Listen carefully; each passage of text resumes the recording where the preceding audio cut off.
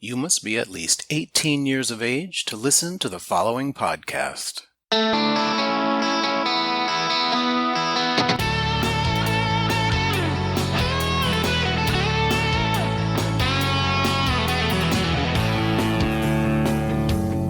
I am Robert Black, and you are listening to Sexual Heroes.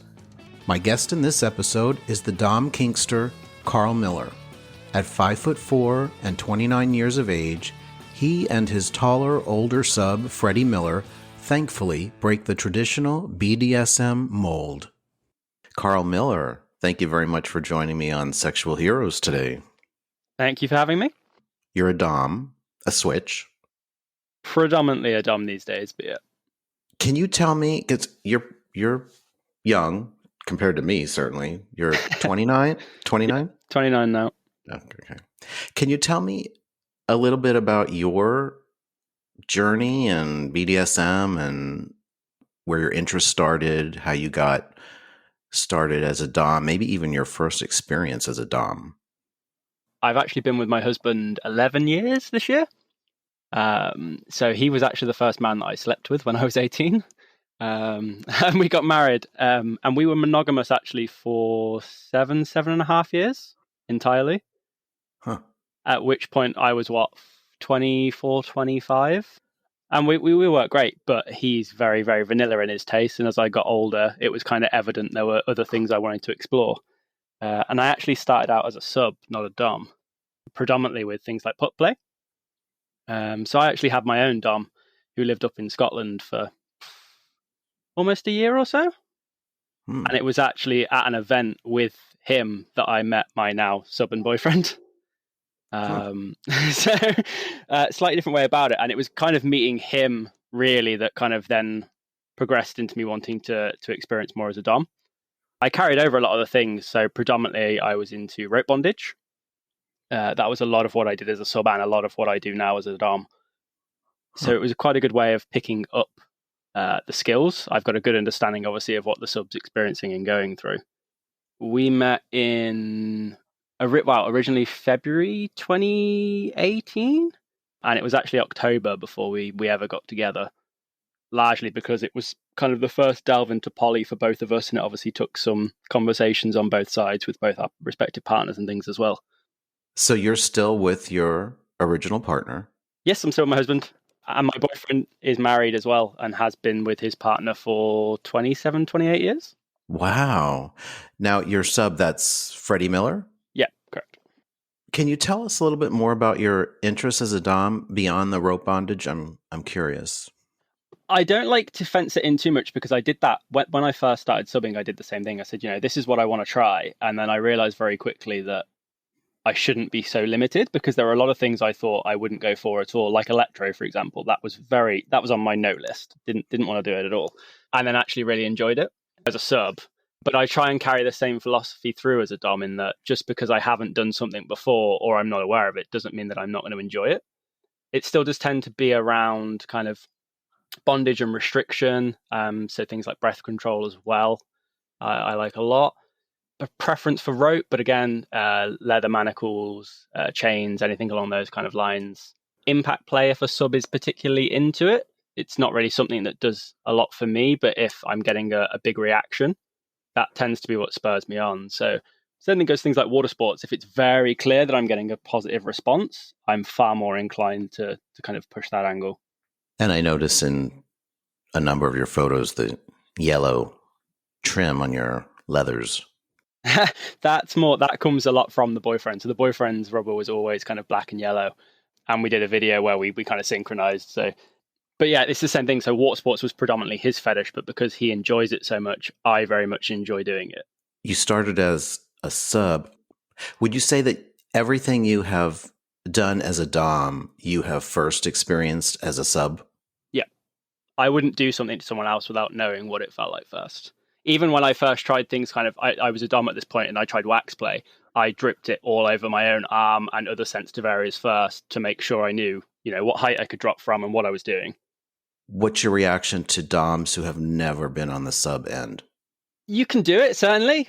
But I think the communication there is key then to understand exactly what it is that you're doing. And it makes it very difficult, I think, to try something new.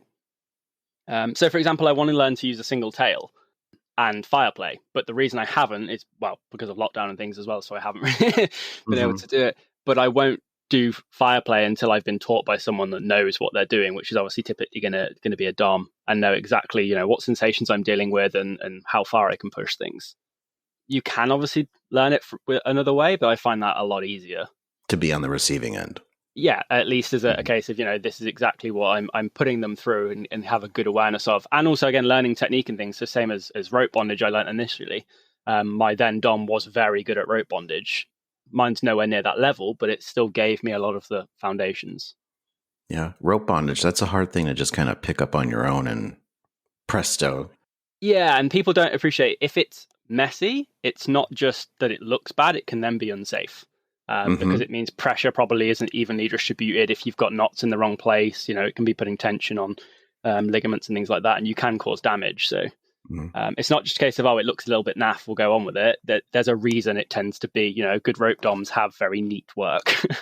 Yeah, or put pressure on an artery or something. Not exactly. And if you're doing something over an extended time, I mean, complex rope can take literally hours, and you don't want to be literally. I've had head rope bondage before, and if that's done wrong, you will end up with a massive headache and it's quite dangerous.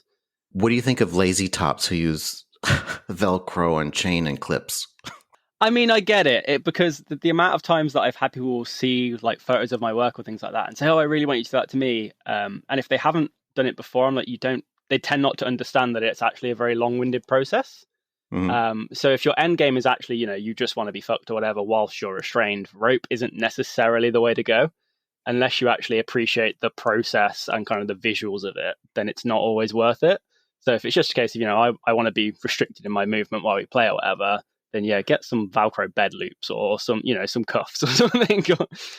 That makes total sense. And I am that, well, I guess it's not being a lazy top, but I have never really had that interest in rope bondage. People see the end product and think, oh, that looks really good, but obviously they haven't seen the like 2 hours before then.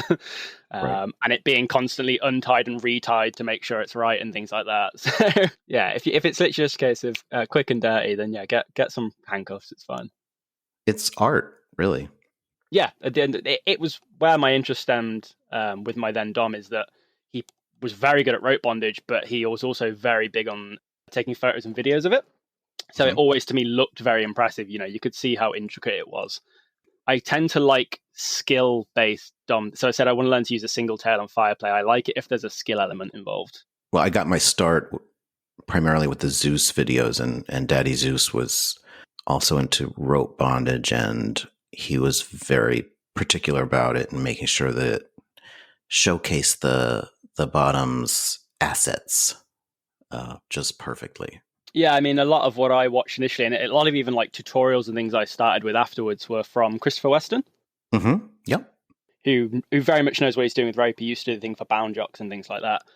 And yeah, that I like, because I like rope work to look good, but I like it to be practical, that you can actually play in it and do something. Because there's like, everyone thinks a hog tie is a classic, but you're actually pretty limited in what you can do with a sub once they're in that position. So I try and make a blend of, yes, it looks nice. You know, it's aesthetically pleasing, but you know, you can still do stuff. When people think of a dom and a sub, they get a picture in their mind. I'm sure for a lot of people, it's like a classic Tom of Finland image. Yeah, leather daddy. Yeah, leather daddy, big, brutish, you know, towering over the sub. And aside from being young, you're 5'4". Yeah. And your sub is older and taller. Yeah, he's about 6 foot. So you definitely go against, I would say, the stereotype of the dom sub. Yeah, I mean, in terms of events and things like that, 9 times out of 10 people get it the wrong way around. Right. Just from a first kind of glance as a visual. Even though if we're at a fetish event, he would normally be in a collar. I even took to wearing his key around my neck to try and make it more obvious. We still all the time would get people confused.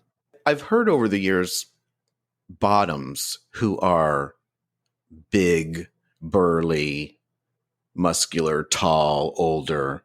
I've heard this lament that people often just expect them to be the top, and it can become very tiring. Yeah. Have you experienced that as a smaller, younger Dom? I mean, I know they get you and your partner mixed up. You've said that, but have you felt over the years, have you had feelings of sort of exasperation or? A little bit. I mostly find it funny. And I've had people literally kind of stand and question us in bars because they find it really interesting. I think the dynamic is probably more common than people realize. It's just not showcased anywhere near as much. You're not really going to see that storyline very often in things like porn or online. So it's just less natural to people. I mean, and as well, we have it all the time. So generally, my sub is the very friendly, outgoing kind of will be nice to everybody one, but he's 6 foot built and has a bit of a kind of resting bitch face, looks angry. And I'm the opposite. I don't tend to typically want to engage with people I don't know when I'm out. I kind of like to do my own thing, but people will always approach me and kind of be afraid of him. Even in online communications, people will come to me first and he tends to get ignored and I have to feed stuff through. I'm like, no, if you want to deal with him, go and speak to him, not me. The best person we ever had actually deal with it was a completely vanilla boy on kind of a semi-fetish night who kind of clocked the collar and actually was asked very respectful questions and got the gist, and then actually spoke to my sub through me. So he was asking me if he could do things and things like that. And it was interesting that someone from a completely vanilla background grasped it way faster than some people that kind of should know better. Wow. Interesting. I do find as well it doesn't help. Like I said, he wears quite a big, he has a day collar, so kind of a lower key thing that he wears all the time. But he has a showy, large collar for a fetish event. But they're super prevalent now for people not in a dom-sub relationship. There's just an aesthetic there, I guess. So I know quite a few doms that wear them because they like the look, and people that just, again, have seen it out and kind of like it. So people don't necessarily see the visual and go, okay, that's obvious, he's his sub. I guess it's easy for them to disregard it as maybe it just being fashion. Especially because if you're looking at the two of us again, people are 9 times out of 10 going to go, okay, he's the one in charge. How do you feel about that? People wearing collars for fashion, showing up at a leather event? It frustrates me more, I guess, the more specifically fetish the event is. If you're going to a leather or rubber event that's very specifically a kink event, then the people there should know better. There's kind of things that hover on the borderline. So our scene is kind of Manchester, and we have an event called DILF, which is held at a kind of a fetish venue, but isn't specifically a fetish night. And so I guess there, you've got a bit more of a mix of people. It's a little bit kind of more forgivable. I know as well, a lot of subs or bottoms and things will wear one to feel safer because they then feel like it visually shows that they are owned by somebody, and people will then normally kind of approach slightly differently. So it's bad that that's necessary, but I get why it happened. You mentioned that in porn, you don't typically see the shorter, smaller, younger dom paired against the older, bigger, submissive. But in your porn, obviously, you are going against type. Is that the big draw for you as a content creator? Are people seeking that? Is that something they're really responding to? Do you get feedback? I get a real mix because Freddy, the sub and boyfriend, was in porn before I'd ever met him, in studio porn. So he actually worked with Treasure Island Media. And he'd done quite big gangbang scenes at the bottom. So people knew him socially then, actually, if people recognized him, he was a bottom. He then did stuff more recently for Lucas as a top. So to kind of switch that up. And we tend to get people who really die hard one way or the other. So we'll get people that really want to see Freddy topping or really want to see him bottoming, and they tend not to like if it changes up. And the same goes for me to a degree. There's people that specifically want to see me top, and they don't like it if I do otherwise. So no one ever seems to be truly happy. They clearly have a mental image in their head one way or the other. That's a perfect lead into what I wanted to talk about, which is the idea of switching it up for your fans and taking on a different role than the one they expect. Now, I've seen on Twitter some clips of you bottoming, one specifically with a dildo. Yep. You're very talented as a bottom too. I mean, and that's how I started out. So my husband is pretty much a total top. So for the first, 7, 8 years as an adult having sex, it was as a bottom. It's something that as I explored my more dom side, I did a lot less. But it's not something I'm afraid of. I've not got such kind of a big ego. I'm set, I'm dom, I must only top. So I've no problem still doing it. Yeah. But some people do, they don't want to see the dom. Yeah, you get. I've had someone literally message me saying I had to skip the videos where you were bottoming or doing something that they viewed as being submissive in some way. I've always had the view that the least alpha thing you can do is dictate your actions based on what other people think. Exactly. It's a case of if I'm in the mood and I want a bottom for my sub and he wants the top, why the hell not? Why should anyone else's kind of external reaction dictate what we do together?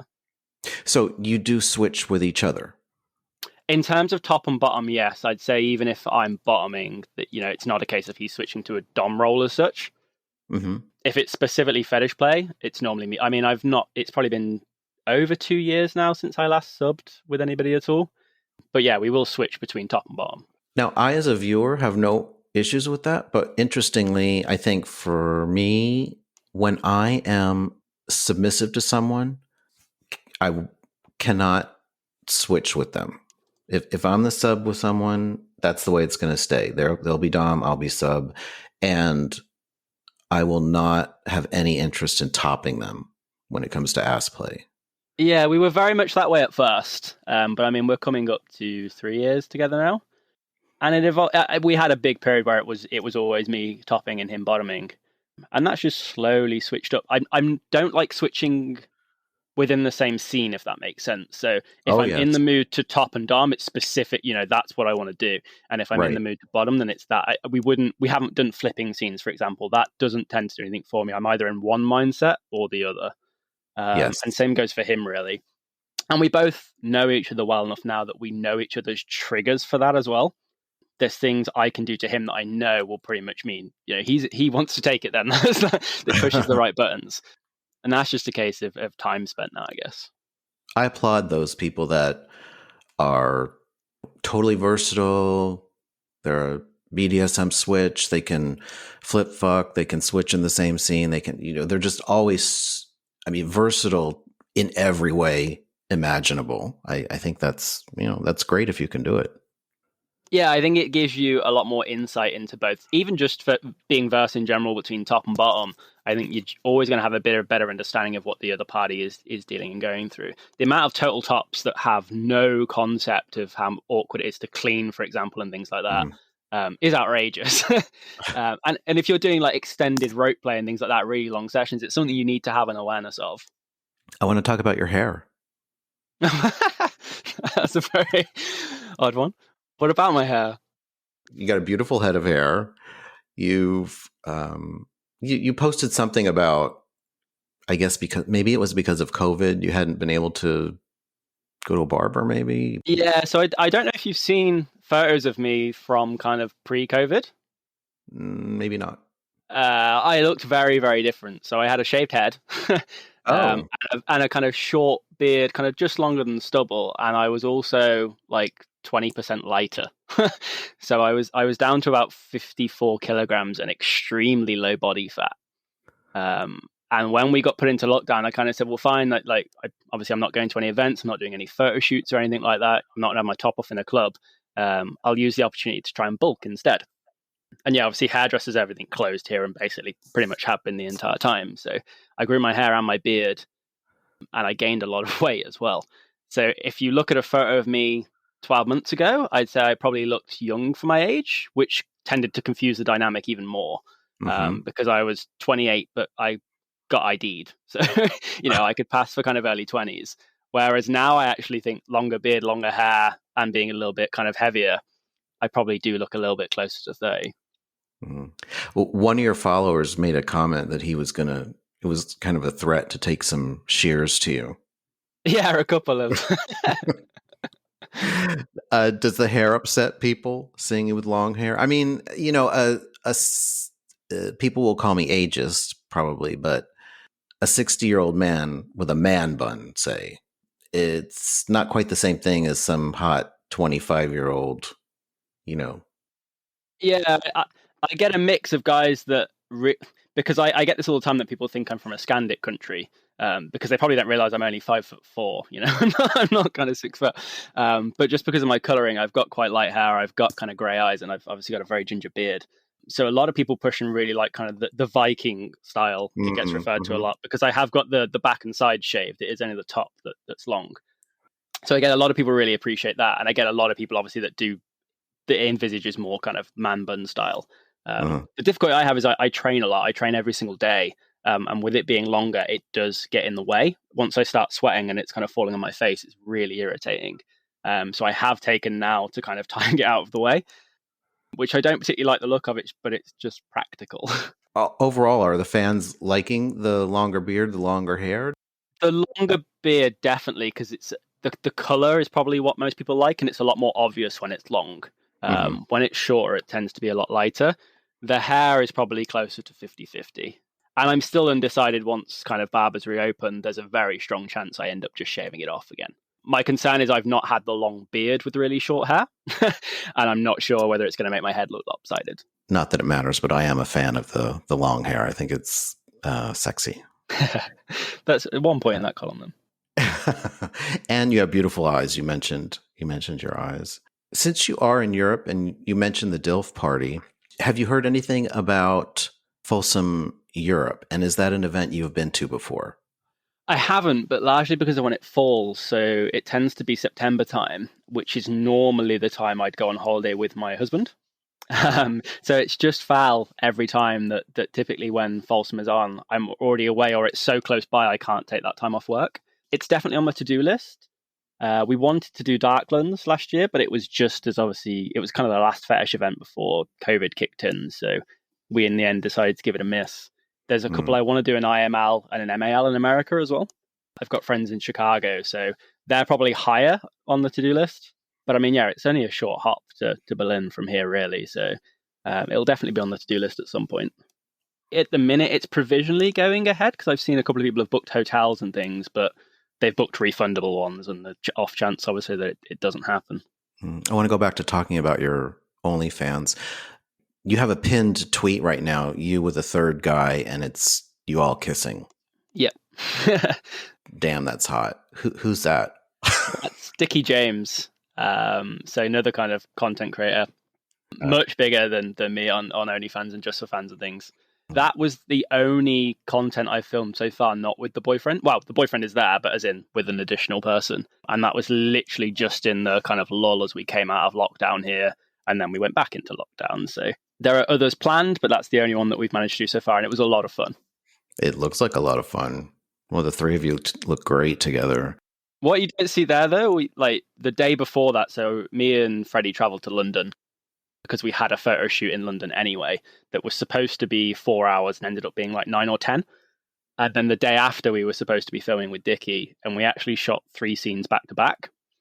So I'd kind of had a hectic day, had to get up super early, and I'm not a morning person at all, to go to this dungeon to film the scene. And we literally did me fucking Dickie, the boyfriend fucking Dickie, and then us both fucking him, one after the other. So it was very fun, but it was exhausting. And it was also really frustrating. We'd already planned to film the scene, but not necessarily the venue. And we ended up using the bunker in London, which is a dungeon. And it was really annoying because there was all this fun stuff to play with, and I couldn't because we got set what we were doing. So I was like, there's stuff here I could do suspension bondage and things like that. And it was just a case of, no, okay, going to have to be next time. Oh, well, something to look forward to. Yeah, it'll hopefully still be there post-COVID and we can go back. Speaking of looking forward, what are your plans for your content as we come out of COVID? Or, well, we may never be totally out of it, but as things loosen up, do you see yourself doing less of it? Did this business, this content creation, expand more because of COVID, or was that the plan anyway? No, the plan was as I said, obviously the boyfriend, the sub, had already done studio porn before and does dabble occasionally. And he had an OnlyFans and things as well. And it was a case of I couldn't really appear in his content or at least if I was going to appear in his content, then I may as well put it out there myself as well, because if I'm already out there, I may as well benefit from it too, kind of thing. So, Right.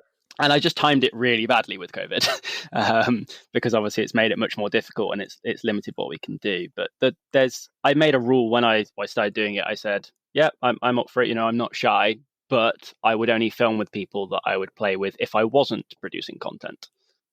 So I've got quite I'm not going to film with someone just because they've got a really popular following or anything like that. It's got to be someone that I'm genuinely into. I can't act, so I think it will just look crap on screen if it was clear that I wasn't really into what I was doing. So there's a few people in the UK that again I've spoken to, some of them for years, that I want to produce some content with once it's allowed, and there's even more annoyingly again internationally that once travel's allowed again, there's some people I'd really like to film with over in the States and things. So yeah, there'll be more. Do you want to share some of the people that you might like to film with? So UK wise, we've got Jake Ashley, that is his, Scott Wilde, Bin Baraka, a guy called Leo who goes by Growing Bottom. There's other people I've spoken to but we've not firmed up things with, like Leander, who's quite well known. That would probably be scheduling. I mean, I'm based in the West Midlands, which is basically a bit of a gay desert. So to film wherever, I'm always going to have to do a little bit of travel. So it's going to depend how that lines up. Internationally, there's annoyingly loads more. All the guys I'm into seem to be American. There seems to be a theme there. So again, I really want to film with Christopher Weston. We've spoken for years. Kane Marco is another one. Will Angel is another one. Lance Charger is another one. These are all people I've known for quite a long time. So it'd be good to get over there. Anything else that you would like to share with the listeners? I actually did. So this time I did a Q&A on OnlyFans last week or the week before.